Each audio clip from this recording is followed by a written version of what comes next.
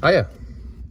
So you are the unfortunate owner of Renault Capshite, and your service light's on, saying that service is required, but you have done the service. So we've just put the key in, not starting the engine, and we've got two buttons, up and down. Right, so what we need to do is we need to scroll through until you get to service intervals, hold the top button, and then it's saying that the service is due there or in 0 months, so it's overdue. Right, so we've got one for the oil change. If we scroll through, we've got one for the oil change and one for the service. And all you do is you just, when you're on the one you want to reset, you just hold the top button, keep hold of it, and then it should start flashing.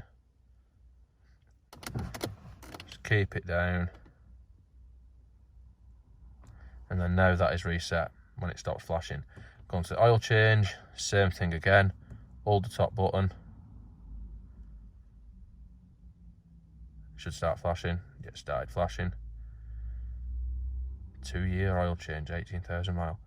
And then that is done.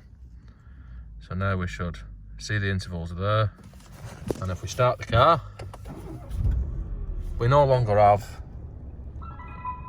messages and spanners telling us that we need to do a service on the shitter. Yeah, that's it, see you, bye.